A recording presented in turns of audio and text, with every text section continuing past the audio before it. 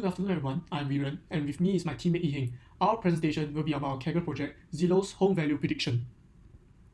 We will first go over the introduction, followed by industrial approach, feature engineering, and assembler learning. Let's start off with the introduction, which includes the problem statement, data description, and exploratory data analysis. The objective of this competition is to predict the log error between their Z estimate and the actual sales price, based on all of the features of a home. The log error is defined as the log Z estimate minus the log sale price. Accuracies of the Z estimate models are evaluated using the mean absolute error (MAE) between the predicted log error and the actual log error. We first explore the dataset and look for trends that are evident in the dataset. This helps us better understand the problem we are trying to solve and find clues on where to improve. There are a total of 4 files that we will be conducting data analysis on. The train 2016 and train 2017 contains the parcel ID, log error, and transaction date. The properties 2016 and properties 2017 file have all the properties with their homes features from 2016 and 2017 respectively. I'll move on to explore individual features and variables. The log error field is the target variable for the competition. Therefore, we ran some analysis on it. The log error is normally distributed with a few outliers at either end of the positive or negative values. During data preprocessing, these outliers will be taken into account and removed if needed. There's no clear trend in the number of transactions each month in both 2016 and 2017. However, there's a slight drop in the number of transactions in the later part of the 2016. From October 2016 onwards, the number of transactions reduces by quite a bit. In addition, most parcel ID only appears once in the dataset, meaning a single house is only transacted once in both 2016 and 2017.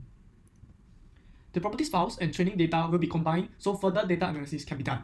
After combining, there are many missing values that are represented by as NaN. These values will either be removed or edited before modeling. Since we are just exploring data, these values will not be removed yet. The NaN values will be replaced with the mean, and the correlation coefficient will be calculated. The correlation of the target variables with the given set of variables is low overall. It ranges from negative 0.02 to 0.05. Therefore, there's no trend or pattern that can be identified from the correlation coefficient. And there are some variables without any correlation values since they only have one unique value. We will be taking these variables with higher correlation values and do some further analysis on them. For 2016 and 2017, there are some slight differences in the variables that have a high correlation value as compared to others. Therefore, we will be exploring the years separately from this point onwards. The important variables identified in the 2016 training set are highly correlated with each other, at values nearing 1, which is the highest correlation. Further analysis will be conducted on the individual variables. The range of log error narrows down with the increase in finished square feet trough variables. This means that the large houses are easiest to predict as compared to smaller houses. The calculated finished square feet have an extremely similar distribution as compared to the finished square feet trough. This explains why the correlation between these two variables is so high. Generally, the median log error remains the same as the number of bathroom counts increases. However, as the number of bathroom counts increases, the range of log errors also increases. As seen from the chart, the block spot becomes bigger. Similar to the bathroom count, the number of bedrooms does not cause the median of log errors to deviate much from one another. The log error is distributed the same across all bedrooms. By combining both the bedroom counts and bathroom counts, we created a 3D representation of the bathroom and bedroom count versus the log error. Even after doing so, there isn't any trend that can be picked up. Similar to both square feet trough variables, the log error decreases as the tax amount increases. The larger the house, the more tax is to be paid. Therefore, the graphs are similar. As for the year built, there is no clear trend between the log error and the year the building is being built. The log error is equally distributed between the years. Moving on to the analysis of year 2017, when compared to 2016, the important variables are not as highly correlated. However, there are still some variables that are very highly correlated. Further analysis will be conducted. Similar to the year 2016, the range of log error narrows down with the increase in finished square feet trough variables. The calculated finished square feet for the year 2017 also have an extremely similar distribution as compared to the finished square feet trough. This explains why the correlation between the two variables is also high. Generally, the median log error remains the same as the number of bathroom count increases. However, the number of bathroom counts increases, the range of log errors also increases. As seen from the chart, the box plot becomes bigger. This behavior is the same as in year 2016. Similar to the bathroom count, the number of bedrooms does not cause the median of log errors to deviate much from one another. The log error is distributed the same across all bedrooms. Similarly, even when combining both bathroom and bedroom count into a 3-dimensional plot with log error, there isn't any trend that can be picked up. The garage square feet have a similar distribution as the square feet variables. As its value increases, the log error decreases as well. This is because a larger garage will mean a larger house, which means the square feet increases as well. Therefore, the distribution is similar. Similar to the year 2016, there is no clear trend between the year the building is being built and the log error. I will now pass on my time to Yiheng to talk more about initial approach to modeling. Now I will talk about the team's initial approach. After exploring the data, we will prepare the dataset before it can be fitted into the models. So from the exploration of the dataset, we can observe that there are some outliers in the log error. So we'll be removing those outliers in the training dataset. There are also many empty entries represented by NaN, and those columns with more than 98% empty entries will also be removed. Unnecessary variables like unique IDs, description, and codes will be removed as they do not add value to the training data. And lastly, transaction dates will also be converted to a new format for easier processing by the model. So this is an outline of our data pipeline. Firstly, the Kaggle datasets are cleaned into a train DF and test DF. The models we created are evaluated based on the test DF, and the CSV file that we obtain is then sent to Kaggle for submission. The train DF file is further split using an 80-20 split into a training dataset and a validation dataset, and we'll be training on the 113 features left. We will determine the effectiveness of our models based on two metrics, the root mean square error, RMSE, as well as the mean absolute error, MAE. So based on Kaggle submission guidelines, all submissions are evaluated on MAE based between the predicted log error and the actual log error. Hence, we decided to follow accordingly when evaluating our model's performance, and we aim to have a low MAE and a low RMSE. For our models, we will be using the boosting models. So boosting algorithms is a method of converting weak learners into strong learners. A weak learner represents a learning algorithm that only predicts slightly better than randomly. Boosting algorithms are able to handle mixed data types where categorical variables do not have to be one-hot encoded. So this is especially useful for us as our training dataset has a good mix of continuous and categorical data. Multicollinearity of features also does not affect the accuracy and prediction performance of the model. Since most of our features have high correlations with one another, using boosting models is beneficial as we do not need to remove these features or re-engineer them to decrease their correlations. They are also robust against overfitting and outliers, so using many weak learners that underfit and combine those predictions into a strong learner, they reduce the overfitting variance of the model. So boosting algorithms helps to handle noisy data with little impact on model performance. Our evaluations will be based on these three models: AdaBoost, XGBoost, and light gradient boosting model.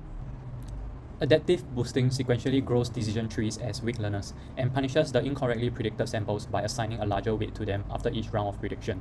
The algorithm learns from previous mistakes. The final prediction is the weighted median for regression problems. We experimented with different N estimators and learning rate to arrive at our best model for AdaBoost. RMSE and MAE are calculated based on the validation dataset. We noticed that increasing the number of N estimators has little impact on the RMSE and MAE, whereas lowering the learning rate results in a lower RMSE. We built our final model based on our learning rate of 0.3 and N estimators of 100 and submitted it on Kaggle for evaluation. And the results we got was an average performing score on the public and private leaderboard. Extreme gradient boosting is a scalable, distributed, and gradient boosting decision tree machine learning library. It provides parallel tree boosting and is the leading machine learning library for regression, classification, and ranking problems. It has great execution speed and provides excellent performance for regression predictive modeling problems. And what we have noticed is that XGBoost has been dominating in applied machine learning and also in Kaggle competitions for structured or tabular data. So we decided to incorporate this model in our experiments. We will use the default sampling method, which is uniform, and this is where the training instances has an equal probability of being selected. And after various tweaking with the parameters, we arrive at these parameters for the best model in terms of lowest RMSE and MAE, as we can see here. So our model is then submitted to Kaggle for evaluation, and we arrive at a slightly better performing model than the AdaBoost. So light gradient boosting model is a fast, distributed, and high-performance gradient boosting framework, and it's also based on the decision tree algorithm. And its main difference from XGBoost is the tree growth. So for XGBoost, it follows a level-wise tree growth, whereas for light gradient boosting model, it follows a leaf-wise tree growth. And the main reasons we use light gradient boosting model is as follows. It's because it enables a faster training speed and higher efficiency. So this is especially helpful in our training because XGBoost tends to take a lot of time during the parameter tuning. And it also uses a lower memory usage, so because it actually replaces the continuous values to discrete bins. And this is very helpful as well because we have many issues with RAM usage on Google Colab. And lastly, light gradient boosting model is compatible with very large data sets and is capable of performing equally good with large data sets as well as it reduces the training time a lot as compared to XGBoost. So after our experiments, we realized that the light gradient boosting model actually gives us the best results, but we were still quite we were still ranked quite low on the leaderboard. So as such, we think that more can be done to improve our models, and the team decided to dive into the features and use the findings we discovered in the previous EDA part. We have decided to create a few new features to be added into the model. The life of property is calculated by subtracting the year the building was built with the year 2018. The life of property is the number of years the building has been built. It provides more insight as compared to just knowing when the building was built. We are able to immediately identify the old and new buildings. The proportion of living area is the second feature created. It is calculated by taking the ratio of calculated finished square feet over the lot sizes square feet. The proportion of living area is the ratio of living area to the total size of the land. The ratio of built structure value to the land area is the third feature created. It is calculated by taking the ratio of structure tax value dollar and land tax value dollar. The ratio is the ratio of structure tax over the land tax. The fourth feature we have created is the location. The feature is being created by combining the latitude and longitude. Since both the features represent the position on Earth and they come in pair, it makes sense to combine both of them into a single feature. The fifth feature we created is the value ratio. It is calculated by taking the ratio of tax value dollar over tax amount. The feature is the ratio of tax property over the parcel. It gives insight into how much of the total tax is made out of property tax. The sixth feature we have created is quite similar to the previous feature. The total tax score is the product of both tax value dollar and tax amount. The seventh feature, zip count, calculates the total number of properties in the zip. It is calculated by finding the number of cities and mapping it to the regions to create a feature that counts the total number of properties in the zip. The last feature calculates the amount of extra space available. It is calculated by getting the difference between the lot size square feet and calculated finished square feet.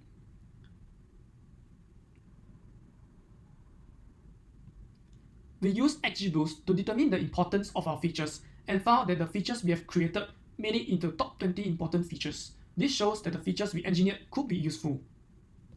The results after using new features are as follows. We realized that with the newly added features, the private score and public score for light GBM resulted in small improvements, but it worsened the performance for AdaBoost and XGBoost model. We felt that our new features are important. They were part of the top 20 important features. We decided to stick with our new features and try a different method to improve our model performance.